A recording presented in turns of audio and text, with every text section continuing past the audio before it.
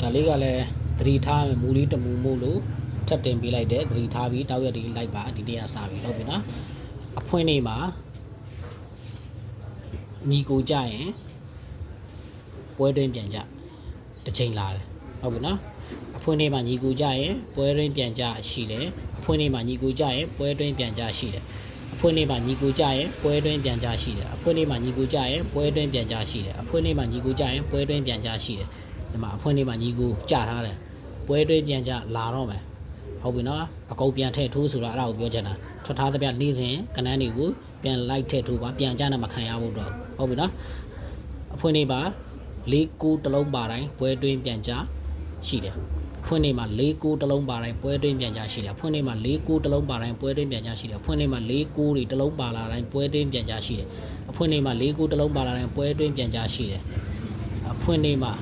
၄ကူတစ်လုံးပါလာတိုင်းပွဲတွင်းပြန်ကြရှိတယ်စီးရဲ့ကလင်နာစီးကြောတွေမှာအကုန်လိုက်စစ်ကြည့်လိုက်ထွက်ပြီးသားရတယ်ပါနော်အဲ့တော့ကျွန်တော်မူစုံချက်နဲ့ပွဲတွင်းပြန်ကြရှိနေတယ်ဆိုတော့ထောက်ပြပေးထားတာအဲ့တော့ညီကိုထပ်လာဖို့ကရှိနေသေးတယ်ညီကို90ညီကို2တင်ညီကိုတနေ့တည်းမှာ break to ကြိုင်ညီကိုကလည်း3ရက်တွင်းရှိတယ်မူရှိတယ် shape video file တွေလိုက်ကြည့်လိုက်နော်အဲ့တော့တင်ပြီးထားတယ်ပွဲတွင်းပြန်ကြရှိတယ်ညီကိုတွေရှိတယ်အဲ့တော့သတိထားပြီးစော့ပါထွက်သမျှကိုပြန်ထည့်ထိုးပါပြန်ကြနဲ့မခံရခြင်းအဲ့တော့ဖွင့်နေပါညီကိုကြတိုင်းညီကိုနောက်တစ်ချိန်ထပ်လာတယ်ဒီမှာညီကိုထပ်ကြတယ်ပွဲတွင်းပြန်ကြရှိတယ်အဖွင့်နေမှာ၄ကိုတစ်လုံးပါလာတိုင်းပွဲတွင်းပြန်ကြရှိတယ်နော်အဲကလင်နာလက်ရှိဒီမှာ2025ရဲ့ကလင်နာ